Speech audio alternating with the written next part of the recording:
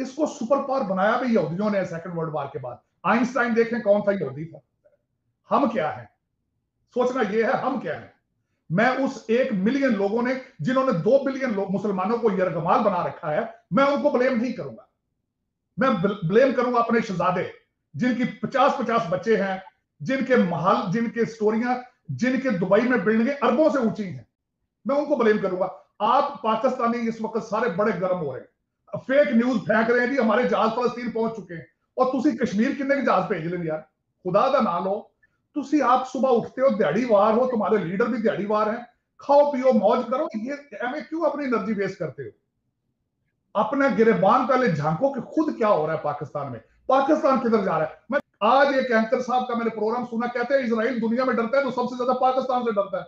ओ मैं क्या, खुदा दा नाल हो यार, खुदा दा। आज आपसे अहम बात करनी है और वो ये बात करनी है कि जो एक तो ये जो मुस्लिम दुनिया जो है वो किस तरह की प्लानिंग कर रही है फलस्तीन के लिए, और दूसरा अमेरिका की क्या फॉरेन पॉलिसी है जो फलस्तीन के हवाले से, इसराइल लॉबी कितनी स्ट्रांग है, और यूएस पॉलिसी क्या है फलस्तीन और इसराइल की तरफ से। और ये जो मुसलमान है पिछले 52 साल से ओआईसी बनी हुई है, और 52 साल पहले भी इसी मकसद के लिए ओआईसी बनी थी, और उस वक्त भी ओआईसी ने कुछ नहीं किया, 52 साल बाद भी इन्होंने कुछ नहीं किया।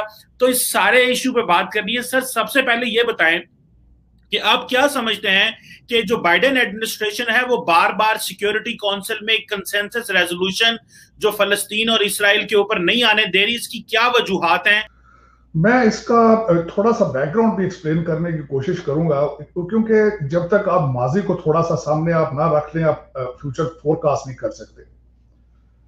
तो इस सारे अलमियों को देखने से पहले आपको कश्मीर का, रिसेंटली 10 सालों में आपको कश्मीर का मसला भी देखना पड़ेगा, आपको बर्मीज मुसलमानों के हालात भी देखने होंगे, उसके बाद अफगानिस्तान में मुसलमान का गला काट रहा है, सीरिया में मुसलमान का गला काट रहा है, और उसके बाद ये आखिरी अब ये अगला सीन फलस्तीन का शुरू हो चुका है।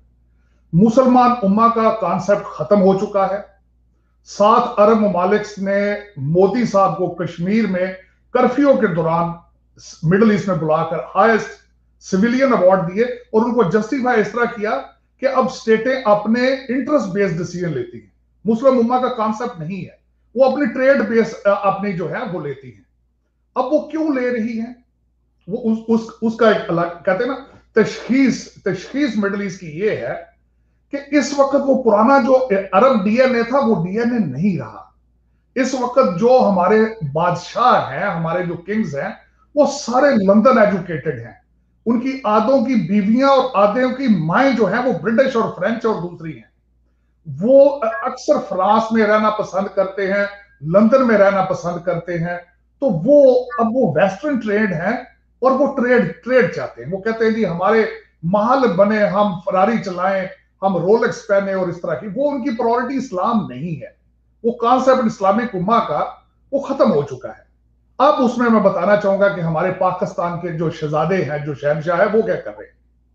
हमारे बिलावल साहब, हमारे मुस्तकबिल के जो प्राइम मिनिस्टर हैं, उर्दू भी नहीं जानते, इस्लाम का तो बहुत दूर की बात है। और दूसरे शहजादे जो हैं, जो लंदन वाले हैं, जो जिनकी 300-400 प्रॉपर्टियां हैं, वो लंदन वाले शहजादे वो भी बाहर के पड़े हैं, कोई इस्लाम का नहीं पता, कौमियत पाकिस्तानियत जीरो।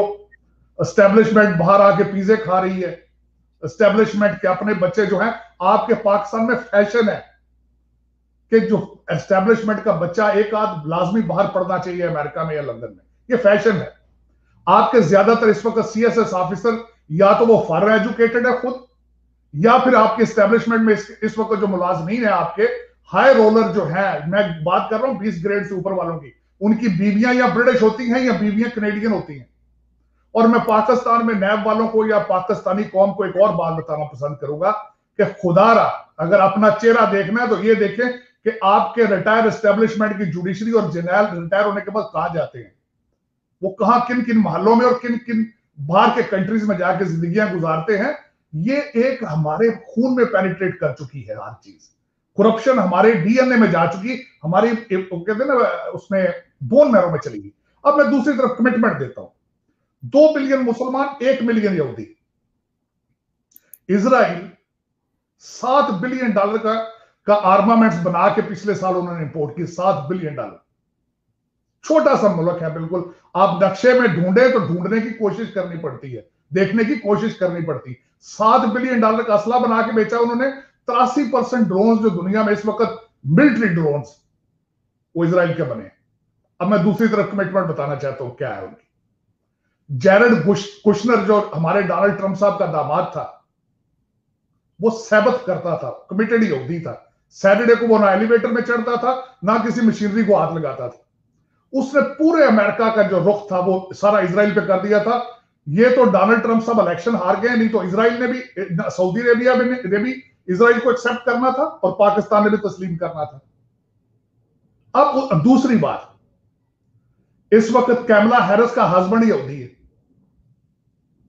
उसके बाद आप इसराइल यहूदी की बात कर रहे हैं। यहां पे हर कांग्रेसमैन और सेनेटर ने यहूदी लाबियों को यहूदी थिंक टैंक से इजाजत लेके इलेक्शन में आना होता है। एक तो होता है कैंपेन में फंडिंग, एक होता है इजाजत लेना। उन्होंने प्लान देना होता है जाके यहूदी थिंक टैंक्स को और उनकी इंस्टीट्यूशंस को कि इफ आई विन, मैं इसराइल के बारे में क्या ख्यालात रखता हूं। अच्छा, वो रखना भी चाहिए। मैं उसकी बात थोड़ी सी और बताना चाहता हूं। अमेरिका क्या था और क्या है। अमेरिका, इसकी हिस्ट्री पढ़े तो it was a raw market for the European factories. यहां से कॉटन जाती थी तो वूल लंदन में बनती थी, यहां से टबाको जाता था तो सिगरेट लंदन में बनते थे, इंग्लैंड में, और अमेरिका वाज ब्रिटिश कॉलोनी।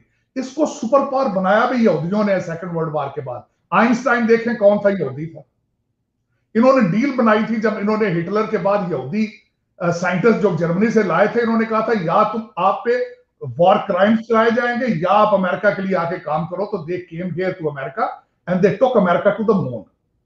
अब उसके बाद जरा मैं उनकी कमिटमेंट बताना चाहूंगा आपको। आप जुकरबर्ग से पूछें इसराइल के लिए उसकी क्या फीलिंग्स। आप स्टारबक्स आपका ब्रांड है, यहां पे पूरे सारी दुनिया बड़े शौक से पीती है। पहली ऐसी कंपनी है जिन्होंने $1 के कप को $6 का कर दिया, सिर्फ फैशन बना दिया, वो यहूदियों की। अब वो प्रेसिडेंशियल कैंडिडेट बनने के बारे में सोच रहा है। हम क्या है, सोचना यह है हम क्या है। मैं उस 1 मिलियन लोगों ने जिन्होंने 2 बिलियन मुसलमानों को यरगमाल बना रखा है, मैं उनको ब्लेम नहीं करूंगा। मैं ब्लेम करूंगा अपने शहजादे जिनकी 50-50 बच्चे हैं, जिनके महल, जिनके स्टोरियां, जिनके दुबई में बिल्डिंगें अरबों से ऊंची हैं। मैं उनको ब्लेम करूंगा।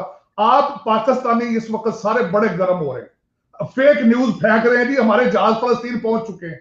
और तुसी कश्मीर किन्ने के जहाज भेज लें यार, खुदा दा ना लो। तुसी आप सुबह उठते हो, दिहाड़ीवार हो, तुम्हारे लीडर भी दिहाड़ीवार हैं, खाओ पियो मौज करो। ये एवं क्यों अपनी एनर्जी वेस्ट करते हो। अपना गिरेबान पहले झांको कि खुद क्या हो रहा है पाकिस्तान में, पाकिस्तान किधर जा रहा है। मैं छोटी सी मिसाल दूंगा, बर्बीज, खुदा की कसम, मैं यहां से, बल्कि चीमा साहब मैं भी पाकिस्तानी हूं। मैं ये नहीं कह रहा हूं कि मैं कोई फ्रेंच हूं, मैंने भी क्या किया, ना कुछ पाकिस्तान के लिए कुछ कर सका हूं, ना इस्लाम के लिए कुछ कर सका हूं, लेकिन रोता चीखता जरूर रहा हूं बर्बीज मुसलमानों के लिए। जब उनको किश्तियों में डाल के तो धकेल दिया जाता था, तो वो बेचारे किश्तियां लेके कभी थाईलैंड कभी किन मुल्कों में जाते थे, उनको एक्सेप्ट नहीं करते थे। कोई पाकिस्तानी है भाई का लाल उठा हो, बलोचिस्तान सारे का सारा खाली पड़ा है, वो कहते हैं यार यहाँ पे कोई मेरा मुझसे 10 एकड़ जमीन ले लो, 20 एकड़, पूरा मुल्क तो बैरियर टाउन बना दिया आपने। उनको ही एक्सेप्ट कर लेते मुसलमान, सिर्फ मुसलमान होने की वजह से वहां से लूटा गया। उनकी बच्चियां जो है वो दुनिया के सब ब्राथल्स में पहुंच गई हैं। उस वक्त मोहम्मद बिन कासिम कहां गया, उस वक्त इस्लाम किधर गया। आज सारे एंकर बैठे, मैं आज भी देख रहा था बैठ, आज एक एंकर साहब का मैंने प्रोग्राम सुना, कहते हैं इसराइल दुनिया में डरता है तो सबसे ज्यादा पाकिस्तान से डरता है। ओ मैं क्या, खुदा दा नाल हो यार, खुदा दा नाल, दुनिया को क्यों मिसलीड कर रहे हो और पाकिस्तानियों को क्यों खराब कर रहे हो। मेरी तो पाकिस्तान में सबसे ज्यादा रिक्वेस्ट होगी मौलाना फजलुर रहमान से, और खुदा का नाम है, मदरसों को बच्चों को लेके कॉन्स्टिट्यूशनल एवेन्यू पे तो भाग भाग के आते हो, वो बयान ही दे दो इसराइल के खिलाफ, वो भी जरूरत नहीं है। तो ये इस पे, और आज मैं मजे किया, इसका कंक्लूड भी करूंगा मैं। चीमा साहब मैं आज आपसे वादा करता हूं कुछ भी नहीं होगा फलस्तीन का। इसराइल मार मार के जब थक जाएगा तो वो छोड़ देगा। हम इस वक्त आप सलाउद्दीन अय्यूबी का इंतजार ही कर सकते हैं, होगा कुछ नहीं, क्योंकि सलाउद्दीन अय्यूबी बड़े अरसे से पैदा नहीं हो रहा। ये एक अलमिया है, 2 बिलियन वर्सेस 1 मिलियन, ये कोई जस्टिफिकेशन नहीं है। आप उस 1 मिलियन को ब्लेम नहीं करेंगे, नहीं कर सकते आप उन 2 बिलियन को एक्सप्लेन आप करेंगे कि 2 बिलियन आसपास क्या है, उनके कंट्रीज किस तरह चल रहे हैं, उनके हालात क्या है, वो चुप क्यों है। आपका, मैं कहता हूं यूरोपियन यूनियन ने फिर भी आवाज उठाई है। आप जिस फ्रांस को पत्थर मार रहे हैं, मिक्रा ने फिर भी कॉल की है उसको रोकने के लिए, लेकिन आपकी ओआईसी जो है वो उसको कंक्लूड नहीं कर सकी। वो इकट्ठे नहीं हो सके, अरब इकट्ठे नहीं हो सके, उनकी कोई बयानियां नहीं है, तो आप उनको ब्लेम करेंगे। ये आप, मेरा तो अलमिया कहते हैं नॉलेज इज द बिगेस्ट कर्स। आप जितना इसको पढ़ेंगे देखेंगे आप उतने दुखी होंगे। बिल्कुल सही कह रहे हैं, वो उतना ही मारेंगे। तो तारड़ साहब ये बताइएगा कि ये जो मुस्लिम वर्ल्ड ओआईसी का इजलास हुआ, जुबानी जमा खर्च हुआ, कोई रेजोल्यूशन, कोई बाइंडिंग नहीं है, कोई मिलिट्री फोर्स नहीं है, और पाकिस्तान में खबरें चल रही हैं कि जी टर्की ने कहा कि हम एक जॉइंट मिलिट्री जो है वो डिफेंस देना चाहते हैं। पाकिस्तान के लोगों ने भी वो उसको कहा जी ये ठीक है, और ये सोशल मीडिया पे चल रहा है, लेकिन हुकूमत की तरफ से ऐसा कुछ नहीं है। ओआईसी भी बिल्कुल खामोश बैठी हुई है। जो उन्होंने कहा ना मिलिटरीली कर सकते हैं, ना सैंक्शंस लगा सकते हैं, बल्कि जिन ममालिक ने रिसेंटली तारड़ साहब यूएई ने और बहरीन वगैरह ने जो रिकॉग्नाइज किया है इसराइल को वाशिंगटन के अंदर, वो तो मजीद, वो तो खामोश है, उनके मुंह से तो आवाज नहीं निकल रही। तो ये ओआईसी जो है ये क्यों दुनिया को सही हकीकत नहीं बताती कि हम जब 52 साल पहले आपकी ये ऑर्गेनाइजेशन बनी थी तब भी कुछ नहीं किया, 52 साल गुजर गए आपने कुछ नहीं किया। ये लोगों को क्यों बेवकूफ बनाया जा रहा है? और आप क्या समझते हैं ये सियासतदान इसी तरह पॉलिटिक्स करते रहेंगे? इमरान खान साहब पाकिस्तान में कहते हैं I am prime minister of Pakistan and I stand with Gaza. तो क्या कोई इसके लिए हमारे पास लाया अमल क्यों नहीं रहा आज तक? ना हमने साइंस एंड टेक्नोलॉजी में इन्वेस्टमेंट की, ना जो इनोवेशन में की इन्वेस्टमेंट की। आपने इसराइली ड्रोन्स का बताया किस तरह वो पूरी दुनिया में छाए हुए हैं।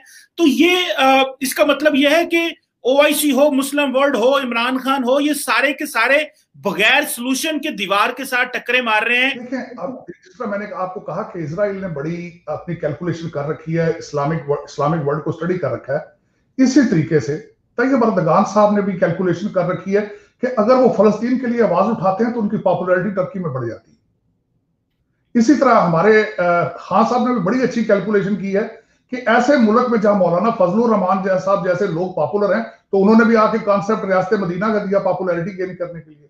ये जो बयान दिए जाते हैं तैयब अर्दगान साहब की तरफ से, इमरान खान की तरफ से, ये सिर्फ लोगों में पॉपुलैरिटी गेन करने के लिए दिए जाते हैं।